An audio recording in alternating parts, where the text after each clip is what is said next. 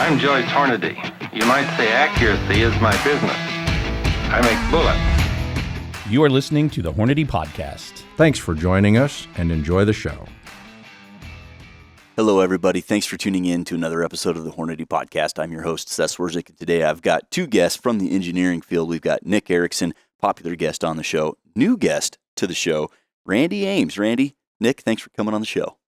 Yeah. Absolutely. Yeah, thanks for having us. Yeah. Now, Nick, you've been on the show a couple times. This last episode, 300 Savage, people enjoy your commentary on that stuff, so we're going to get you on the show more often. Thanks, everybody. Randy, number one, I have a question that the listener won't care about. Is your real name actually Randall? Yes. Okay, good. Because every time I call you Randall, I'm like, I wonder if his name's even Randall, right? If maybe it's Randy. With the two L's. Okay. Ends with the two L's.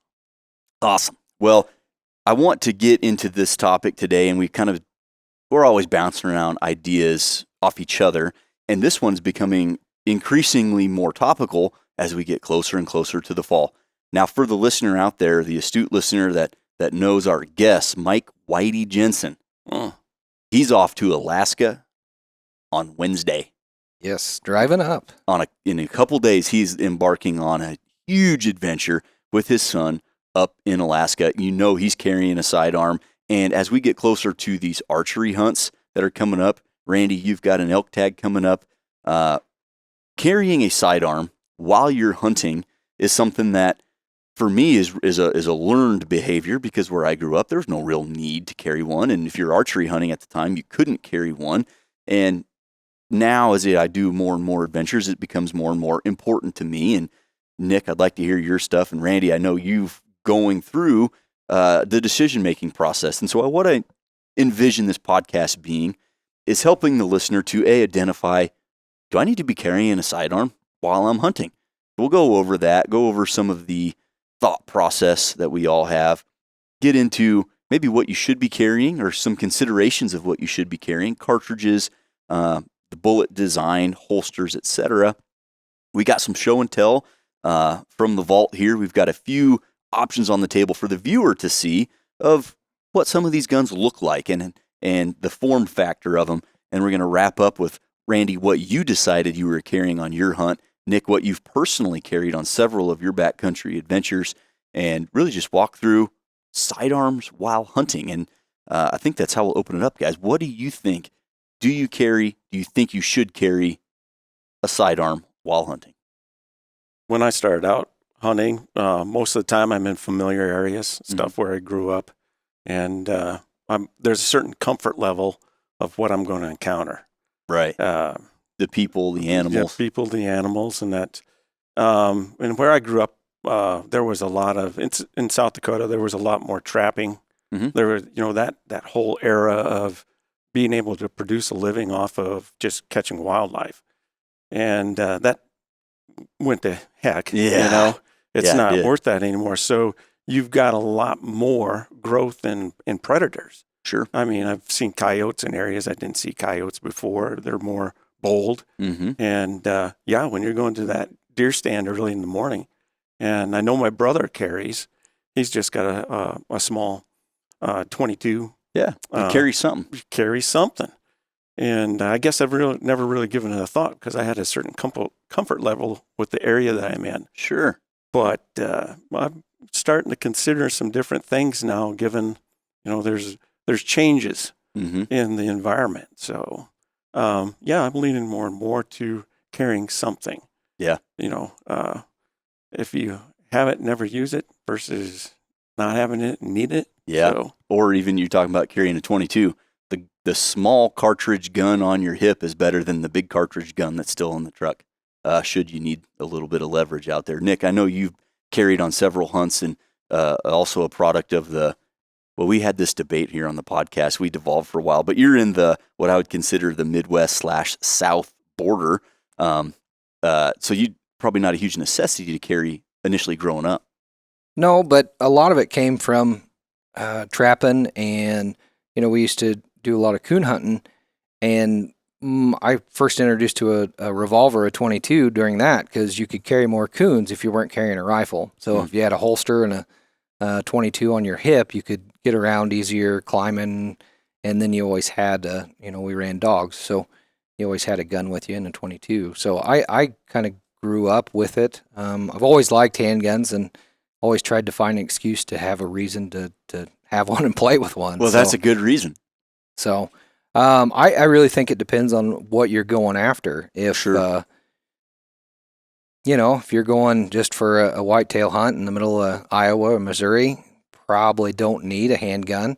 But sometimes if you have to put a bad shot on something, you have to track it. It's nice to have a handgun on your side if you finally find it and need to dispatch it. So it's a lot easier than shooting a big rifle. Yeah, Does at less point damage. blank. Yeah. Yeah. So That's true. That's true for sure. I think where I grew up, same thing. You didn't really need one hunting central Nebraska in the woods and on the river. However, the proliferation of mountain lions is such now. I mean, back home, you see them. My dad will see one about every year, it seems like. They're there now, and they seem to be going east, at least across this state, and I would assume others as well. And I know, Randy, up in your neck of the woods, probably the same thing. Probably not a ton of those when you were a kid, but I bet they're there now. Oh, yeah. Yes, they are. Yep. So that's something to be mindful of. And yeah, like you mentioned, Nick, obviously what kind of game are you after, and then where are you after it at? Because it's definitely something to be considerate of. Another kind of iffy topic, not iffy, but sensitive subject. I carry concealed in urban environments for a very particular reason. And sometimes that applies when you're hunting as well, which is unfortunate, but that's still a reality. Self-defense is a thing, and you're entitled to the right to defend yourself. And that's something that I also have taken more seriously, certainly since I became a father, but as I've become more and more of a actual adult, that's something that I really take seriously, and especially when I'm with my family. And yeah, that doesn't change when you're out hunting. Yeah. well, in rural Missouri, Iowa, Nebraska, if you go out in the middle of the woods, sometimes you're likely to find other people out there that aren't necessarily doing legal. So like you said, personal defense. So it's nice to have something big enough to definitely defend yourself in those situations as well. So I think, definitely something we're all pretty well in agreement here, especially around the office. Yeah, we all carry a lot of concealed firearms for personal protection, and that just naturally applies to when we go hunting. And a lot of these hunts, are like Whitey, for example. He's driving to Alaska, so that's something to be, that's all right. So just for me, when I'm driving out west or I'm driving to a couple states away, just to travel to and from, it's nice to have your sidearm with you. And it's important to do your due diligence, make sure what you're carrying and whatever is legal in the states that you're in. And which he has to ship his handgun up there because you can't take it through Canada. Yep, so he shipped it. Yeah, we'll Thanks, leave it Canada. at that. Yeah, thanks, Canada. Yeah. So definitely though important, and the big easy answer, the low hanging fruit, those Western hunts. Man, those Western hunts, they are, I don't want to say getting increasingly more dangerous, but we've got friends all over the place. And my friends in Montana, areas of Wyoming, Idaho, grizzly bear interaction has increased every year, I would bet. I don't know any statistics. I didn't look it up. However, we have a apex predator procreating at an unchecked rate that's not being hunted. So, and you get more people out in the field, you're going to increase the chances that you run into them. And a good buddy of mine lives up near Kalispell. There are certain areas that he will not hunt simply because he doesn't want to deal with it. It's like it's an avoidance thing. Like, I'm going to have an interaction and I don't want to, or I'll hunt this area and I'm only shooting animals through the shoulder blades, because if they get in the timber, that's a problem. yeah, And so I think that's huge. And obviously the wolves is an issue as well. Well, yeah, and going through trying to come up what my game plan was going to be, I'd read different articles, and there's learned behaviors among the predators. And I think there was a discussion in the office of some of these places, like in the Wyoming where they have a lot of encounters, it's come a learned behavior for that predator of hearing a gunshot means dinner bell. Mm-hmm. You go towards that sound, and you'll likely find something. So, Well, I can confirm, because when we were in Alaska, I shot that little black-tailed deer, and within 10 minutes, there was a grizzly 50 yards away, standing up, smelling. Luckily, the wind was in blowing against us, so the smell, and he turned around and walked away. But that was a very exciting, 10-minute ordeal, because it's like, well, what do we do here? Well, we leave the deer. I shot your dinner, and here you go. Yeah. Well, it's nobody likes that, and that's kind of the ultimate reason to carry a sidearm while you're hunting is obviously you have a very big, strong, fast, aggressive apex predator out there. But there's a lot of other predators underneath the grizzly bear that generally you don't have many negative encounters with. Black bears, mountain lions, wolves, stuff like that. But the time you don't have the sidearm is the time you're going to really wish you had it. Well, and especially, let's say, antelope, elk, whatever, you've got something down, your rifle's over here, and you're quarter, and you're, if something comes up on you, and then your rifle's 10, 15 feet over there, if you've got a sidearm, that's a comfort anyways. Yep, absolutely. So in the world of sidearms, obviously now is a great time to be alive because there are a ton of options. There are options kind of almost specifically built with this in mind. But from a cartridge standpoint, is there a minimum medicine that you guys think, man, that's about what I would want to carry on the small side? And, that goes back to where you're going. If you're going to Colorado and you're only worried about black bear, sure. I mean, 9mm 357's probably good. Yeah. Especially just enough that if you're comfortable with it and you've got a large enough bang, especially if you're going to carry a Glock 17 and ELD-M, Smith & Wesson M&P, something that's got 17, 20 rounds to it. Yeah. The 9's probably big enough for wolves, coyotes, black bear, stuff like that. If you're going out further west and you're going to deal with a grizzly bear, I would say 10mm is going to be about the minimum. Okay. Yeah, that's become so iconic in the Westy world and the backcountry type of adventure, whether you're a hunter or not. There are a lot of people that don't hunt that are just backcountry enthusiasts. They're back there doing whatever they do, cross-country skiing and doing stuff like that. 10mm has kind of become really popular. Randy, you got any minimums that you would think are anything smaller than that's kind of useless?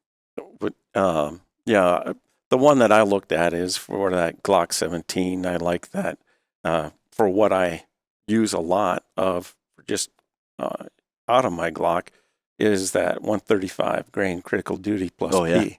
Yeah, So for me, that I feel comfortable in what I feel I would encounter in my areas that I hunt. Mm-hmm. And then what I'm looking at for where I'm going to hunt in Wyoming, that's where my comfort level's at.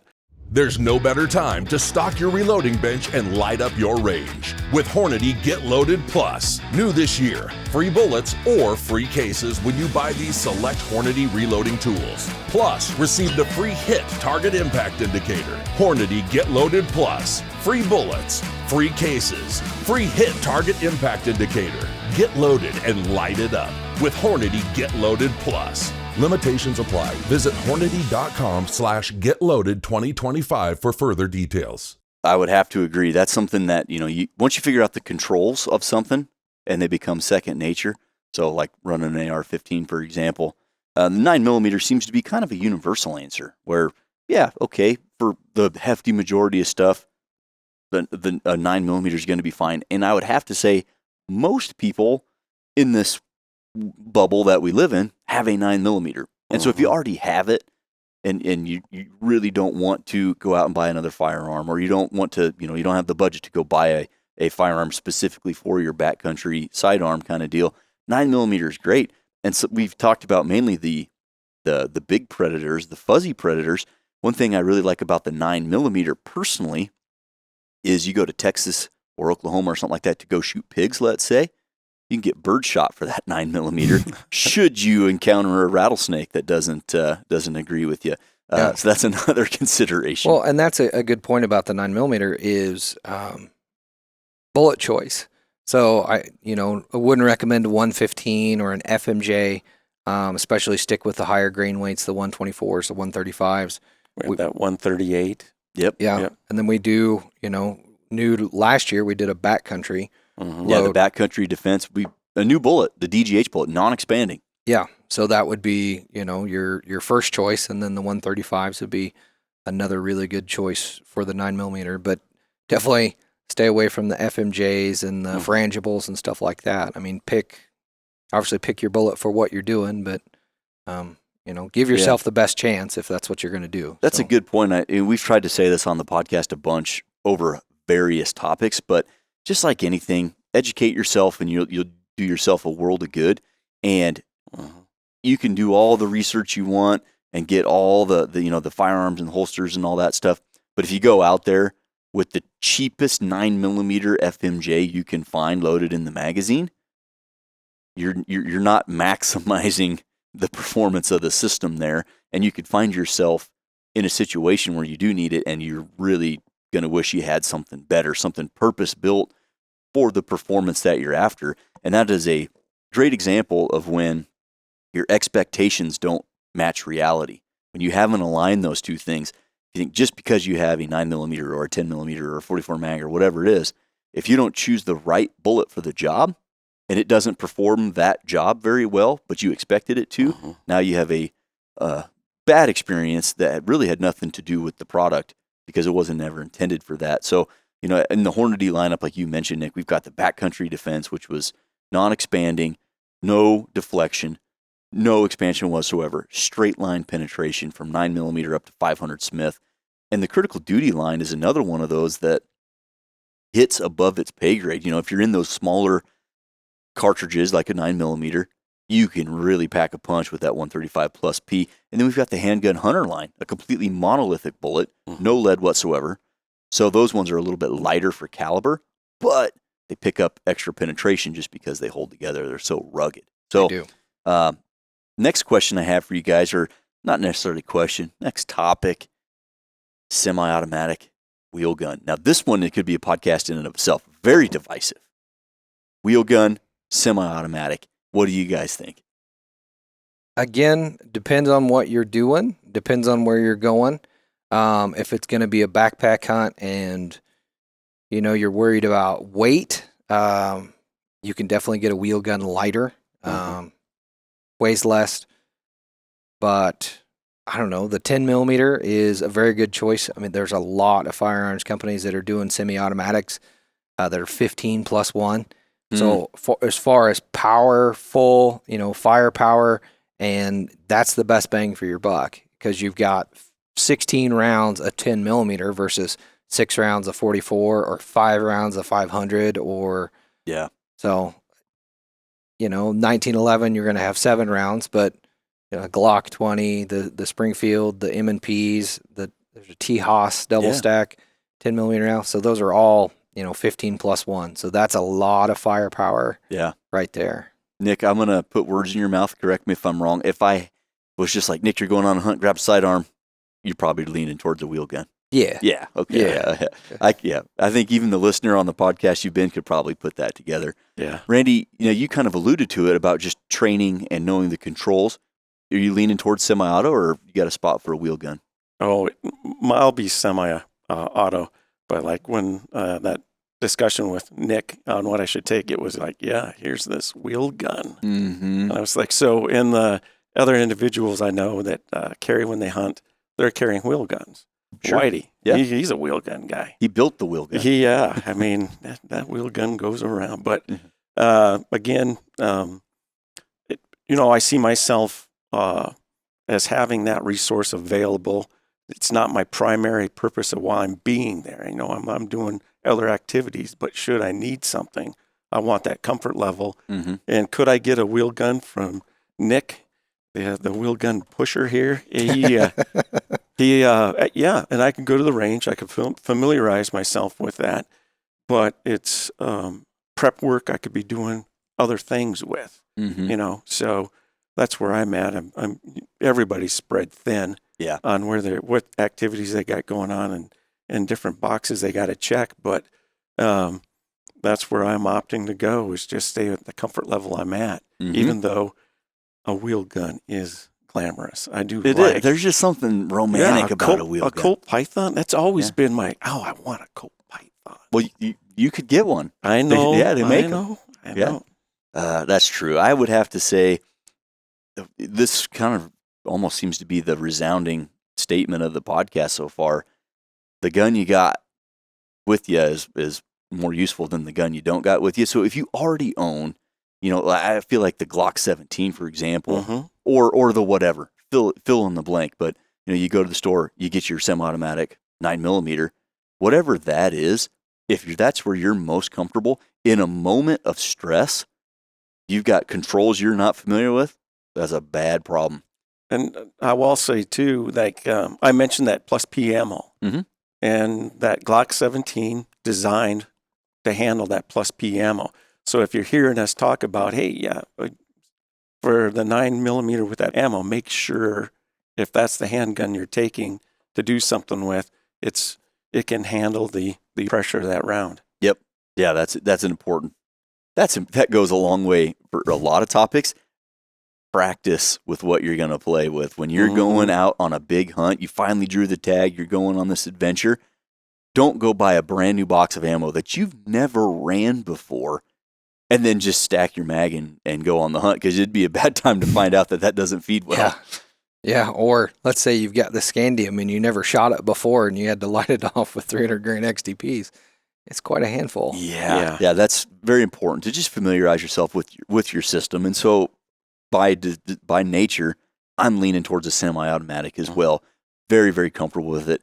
I carry a Glock every day. Back in my prior employment here at Hornady, I shot a Glock every single day, multiple times a day, shooting critical duty ammo for terminal performance from the gun. And I could, field strip, reassemble, load this thing, and shoot it with my eyes closed. So, yeah, definitely a big fan of becoming familiar with something and then running with that. I do think there is a place for the wheel gun, of course, not just the romantic part because they're cool. You get some different cartridge options. And I think that's a big one. You know, with these semi-autos, yes, you can go 45. But as a generality, it seems to be 9mm and 10mm. I think there's some 40 Smith & Wesson guys out there still, of course.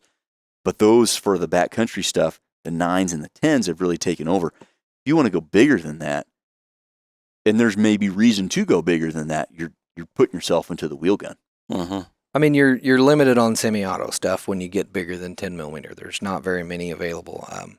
Magnum Research, you know, the Desert Eagle, that's the bigger. So you can do 357, 44 mag, 50 AE, and then they've got that 429 Desert Eagle now. But those are the only options for bigger guns. And they're big guns. 44 auto mag, if you can find those. They were doing them for a while. Kunin 357. Yep. But you're limited. So if you want to go 44 mag, 454, 475, 480, 500, 460, you have to go to a wheel gun. There's no semi-autos there. So, no. But and if you're in, you know, those areas where, the dangerous game is danger close and they're big, there is something to be said about a big bullet. Now, I love one in the pipe and 15 or 16 rounds on tap with a 10mm, but 300 grain XTP out of a 44 mag, or, you know, you've got the Casull 454. I mean, that's such a cannon. Not to be overlooked, the 41 mag. Yeah. Oh no, the 41 mag's great. You know, the 210 XTP. But they're kind of hard to find. They are. You know, they're kind of a unicorn when you find one. So, I think when you're looking at all the cartridge options, I'm not poo-pooing the 45 or the 40, but you're trying to maximize your capability should you need it. And I feel like the plus P options, or just a little bit more mass into it, like the 10mm versus the 40, for example. So while 38 Special is certainly viable. The 357 is just past the click. It's just, it goes to 11. So just be mindful of that. Take a look at what bullets are available in those cartridges before you make your decision, because that, like we talked about, you got to pick the right bullet for the job. And that should help you to really pare down, okay, where am I hunting? What am I really potentially going to have to defend myself from? What bullets will do that job? And that might help steer you into wheel gun, semi-automatic, and kind of what ammo type.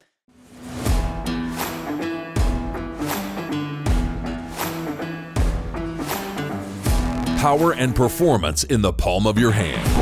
Hornady Handgun Hunter Ammunition. Built around the tough copper alloy Monoflex handgun bullet that features a proprietary elastomer tip, deep penetration, and high weight retention. Handgun Hunter Ammunition. As rough and rugged as the conditions and game demand. And then another big concern, how do you carry the darn thing? That we've got some options here on the table, and there's plenty of way more advanced options than there was just even a few years ago. So I feel like the original kind of leather holster on your hip, and now there's all kinds of awesome things that attach to your bino harness. These Kydex things that go underneath your bino harness, they integrate them into your chest rig. So how do you guys like to carry when you're out there? I like the high hip. Like this holster here is really nice because it carries it up high and out of the way. So if you're in a jacket or something, it helps conceal it. I believe that's a Galco. That one carries really nice. And then what I found was this shoulder rig, so it hangs down in front.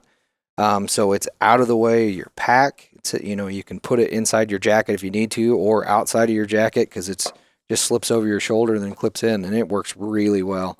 It's very nice. It works good with the 4-inch Smith or the Colt. So, yeah, and to be honest with you, while I'm in areas that I'm carrying, I carried a 357 mag revolver in Colorado on an elk hunt, and I went leather holster on the waistband of my pack. Pack was never far away, and it was on me most of the time anyway. Yeah. So it was just a natural spot for it. I've also done Kydex holsters on the waist. I've never done anything on the bino harness, but I've also never hunted anywhere where like real dangerous game was a real concern. So right. I haven't had to cross that bridge yet. Randy, we've just had this discussion here. It's a good time. Tell us about what kind of hunt you got lined up, and we'll walk through your decision-making process. Yeah, decision-making process, I guess. Chaos is a process. Yeah.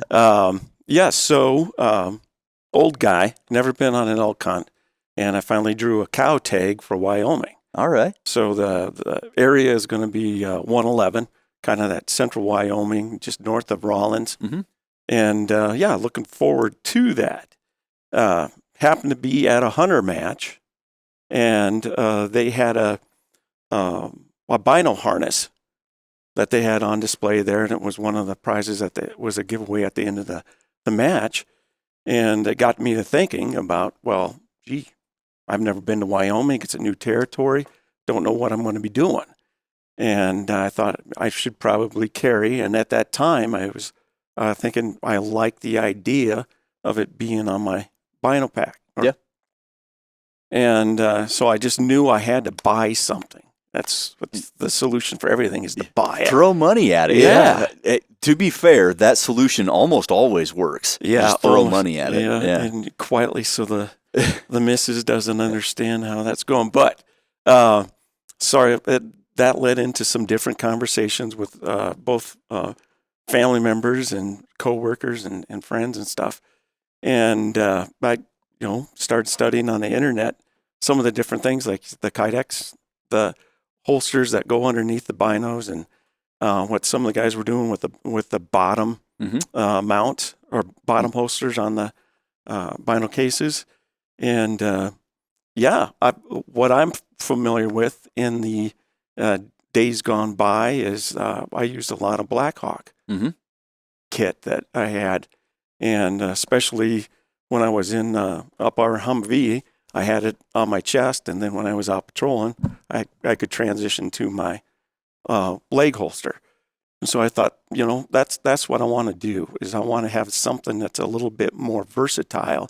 And then when I was struggling with that, you showed me a setup that you had put together for your wife, and it finally dawned on me, holy cow, look at what you've got already in your tote that's in the garage, and see if that's not something that would work. So, what I did is I liked, it's a Blackhawk CDC holster that I used on my hip a lot. And I'm looking at how with the Hornady vinyl pack with the Molly straps and being able to use that up high while I've got my pack and stuff on. So if I drop my pack, I can maintain control of that. Right. And then should I get to a point that I want to drop everything, I can just transition that holster back down to my waist. There you go. So, but that led into some other discussions we had about, because I said, you've got the ability to carry more items, and that brought up pepper spray. Sure. What's the, escalation of force here? What am I doing? Do I want to carry both? And so what started out seemed like a little simple journey, got into all these different things, and we talked about what are some of the regulations that you're going to face in some of the areas that you're at too. And so it's a learning process, but that's a long-winded answer. I was blessed with that gene of giving a long answer. That's what we were after. So, but yeah, that's I'm looking at that Blackhawk CDC holster as what I can use in the field. And that's another. Again, it just kind of goes back to what we've been saying this whole podcast, but you're going with a Glock 19 or 17? 17. Glock 17. So you've been shooting that thousands and thousands of rounds. So you're super familiar with that. And you're using a holster that in your previous life and then afterwards you still use. Mm-hmm. So the manipulation of that holster, how it feels, like that is all second nature. And I think the biggest thing when you asked me about, buying maybe that Kydex that slips underneath the bino harness or whatever, and in my head I was like, well, that's probably great, and they're expensive, and they should be, because it's a really nice piece of gear. But we all have various holsters for various handguns. Oh my goodness! And with the bino harness, the Hornady one, but there's several others, you can accommodate that same holster on the chest strap of your bino harness, and you've got positive control. You're not buying new equipment, and it's going to be in a place where you can get to it in a darn hurry should you need it. And you don't have to spend extra money, and it's gear you're already familiar with. Mm-hmm. It definitely worked out. And then, and I watched different videos of individuals reviewing the gear and how they go through to make a smooth, transition from the holster to the hand and engagements. And so that's what I wanted to replicate as far as, okay, do I see something that's smoother? How does it present itself to my hand? Because the situations are, it's not, okay, time out. Yeah. Let me review how I want. You want to be able to, second nature, draw that. Mm-hmm. And so there's some thought going into how I want to do it. I haven't come up with exactly how I want to attach it to the Molly yet. Still a work in progress, because I also was like, well, if I'm going to use this while I'm scouting, well, what if I'm going to go and do something with bow hunting? Mm. So now it's like, well, maybe I should, before I go through and develop, because I know you're helping me look at my handyman secret weapon there. It's coyote tan, so it blends right in. But I want to utilize some of the other hunting styles that I have, and the bow is one of them, just to see how well that comfort level. So when I draw the bow, mm-hmm. How is that setup going to set in there? Yeah, that's one reason I like this one so much, because it hangs off to the side. So when you pull up in your bow, it's out of the way. Mm, yeah. It's out of the way of the strings. It's not a hindrance at all. So you keep that in mind. When it comes to firearm selection, obviously, sky's the limit. There's a firearm for everybody. You mentioned Springfield with their XD line and several others, the Glocks, the Walthers. I mean, there's just a ton of good options out there on the revolver side. You got Smith & Wesson that's really dominant. Colt coming back now with the Kodiak, which is a beautiful, beautiful mm-hmm. revolver. And let's not overlook the 1911s, because a lot of those available in 9 or 10 millimeter. And that, to me, just as good as option as anything else if you're not looking to carry a whole bunch. Bore Driver ELDX. Fast and easy to load. The polymer base seals the bore and engages the rifling, while the post and pedals grip the bullet's boat tail. With its superior ballistic coefficients and reduced drag, the Bore Driver ELDX drives its 340 grain bullet to target with the energy and accuracy that turns shots into success. When you have one shot this muzzleloader season, make it count and use the best. Bore Driver ELDX from Hornady. But Nick, you've been on several adventures all over the West, been to Alaska, obviously. Tell us what you wore and why you wore that to Alaska, why you chose that one, because it's I picked up every gun on here. I picked up that one. Whoa. Yeah. So the gun I chose was that Smith & Wesson 329 PD. So it's a scandium frame, 44 mag, 6 shots. When I went up there, I actually used this high hip holster and carried it up high. And a guy I was up there with, Mike Fitch, one of our sales reps, he actually had this holster, and he was carrying a Smith 629 4-inch. And I was like, oh, man, I really like that holster. So when I came back, I bought it, and then it's been on a bunch of adventures since, and it's very handy. So, but no, I chose this lightweight gun because it's very lightweight, so you don't know it's there. It's ridiculous. Compared to this Glock 20, it's insane. Yeah, so it's balanced. It might not be overall lighter, but it feels like good. air. The grips feel good. Compared to the 500, you can hold 3 of these compared to one of those. So, carrying, packing, it's really nice.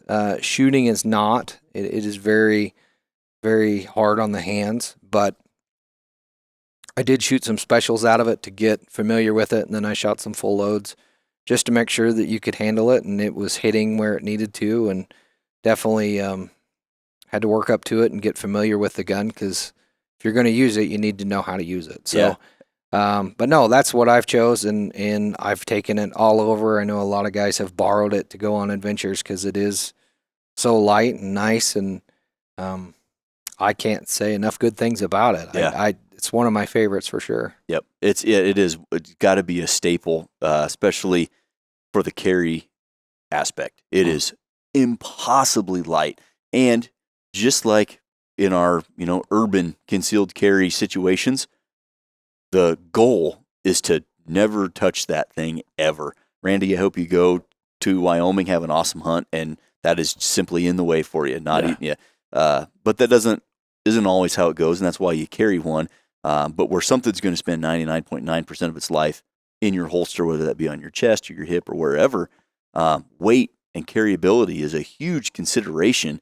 And when you look at 2 pistols that have an extremely similar footprint, like that Colt Kodiak, for example, that's sitting here, and this scandium frame Smith & Wesson, very similar form factor, half the weight. And you got to remember, you're carrying them loaded too, so that's going to up the weight, especially with 300 grain XDPs. 6 of them, it adds quite a bit of weight there. So, yeah, that Glock 17 fully loaded is right there at 3 pounds. Yeah, that's heavy. That is heavy, and something to be also considerate of. Yeah, I guess I didn't factor that in to the weight of the firearm that you're carrying is weight of that ammunition. And depending on how deep you're going into the backcountry, that would be a big consideration because, you take a spare mag, a 15 rounds of 10 millimeter with a 200 grain bullet. That extra mag's pretty heavy too. Extra mag gets pretty heavy. But it all goes back to the sidearm that you have is better than the sidearm you don't have. Yeah, but I'm going to words of caution there. If you've got a 8 3/8 barrel 44 mag or 454, probably don't pack that around. It's too big. I've done it. It sucked. Hence why I now have a 4-inch scandium. 4 6-inch barrel. That's the key. That's where you want to be. Anything less than 4 inches is probably a little bit too short.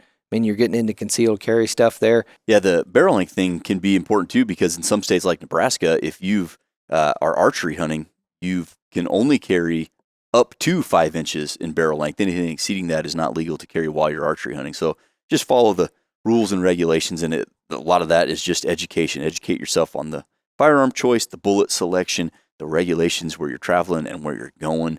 But it is worthwhile, I think, to do your due diligence there so you can carry while you're hunting. I think it's a good idea. Randy hit on it earlier too. He's going to have pepper spray, and some people are uncomfortable carrying a sidearm if they're hunting. Mm-hmm. Man, what's a can of pepper spray? $20, $25? Yes, it depends on. From my research, there's different options available. You can get some to spray out to 40 feet. That's another thing too, is that comfort zone of, a pepper spray that you're looking to engage something from 10 to 30 feet versus, having a handgun available that can reach out and touch 25, 50 yards. So I play with that in my mind too, just where I want to be able to effectively walk away from something, but yes. Yeah, I mean, $25-$30. Yeah. That's another option too. So. And definitely a good option, especially in brown bear country. I don't know. I've never hunted that area really hard, but I've read that bear spray is more effective generally than a firearm as far as deterrents go. Obviously, I can imagine. Oh my goodness. If you actually had to shoot a brown bear, your hunt is going to get just a little longer because there's going to be some red tape you're going to have. Oh, especially in Alaska, it's a nightmare. You do not want to shoot a bear unless it is eating you. Yeah, and I don't know any of the statistics, but I would have to speculate that probably less of a problem in Alaska than it is in Montana. I think Alaska, you hunt them. Yeah. Yeah, they don't want to get shot versus there are bears that have been born and lived their whole life that don't know that hunting is a thing, and that gunshots mean bad things, and I would think the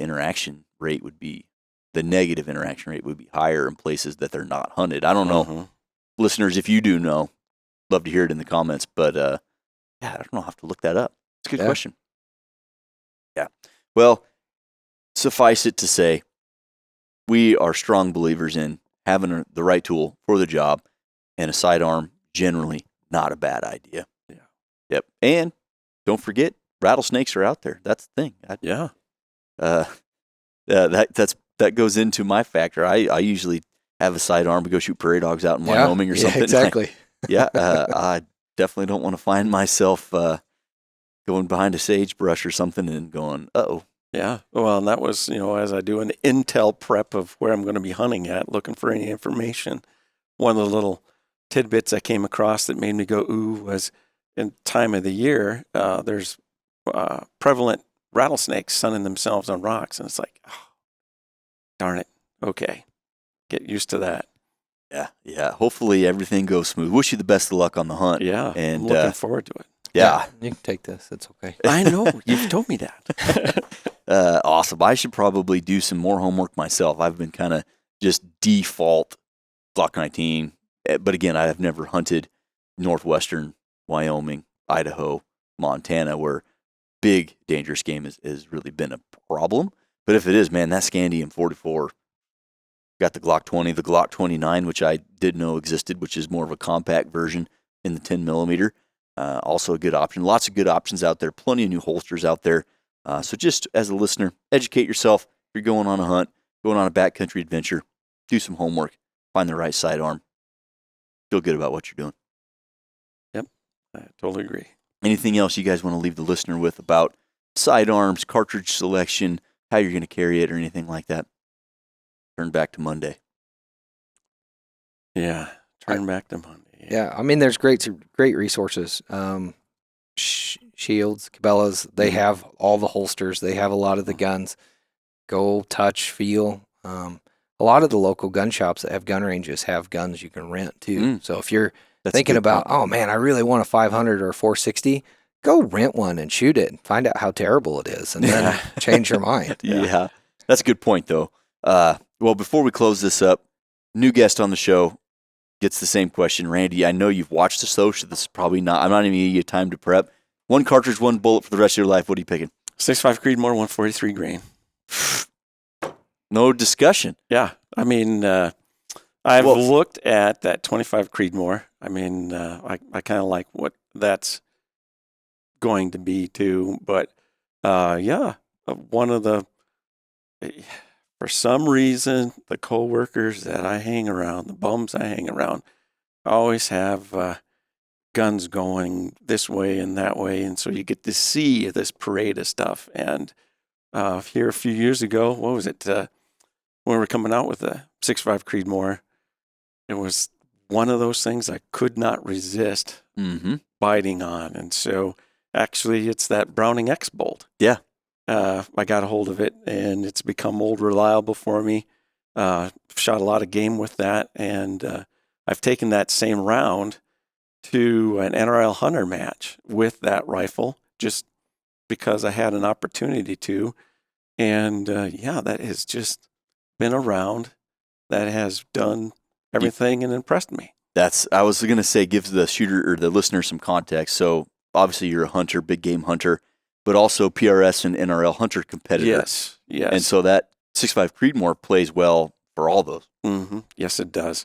Granted, I've learned from the early stages. Now when I have an opportunity to go to like an NRL hunt, I like that 6.5 with the 153. It just, that's the go button. Yeah, that's true. But if you had to pick a bullet, the 143, it's a match accurate hunting bullet. It's hard to. Oh yeah. I've impressed my brother with that, and it's just a very accurate round. Beautiful. Well, touch blue, make it true. I got nothing else for you guys. Thanks for coming on the show. All right. Thanks for having us, Seth. Yes, thanks for having us. Guys, hopefully you enjoyed this episode all about choosing a sidearm and a cartridge for your next backcountry adventure. We really think that carrying the appropriate sidearm with the appropriate ammo is a good decision on your hunts so you can feel good, feel confident, feel safe out there. We hope you enjoyed it, and we'll catch you on the next one.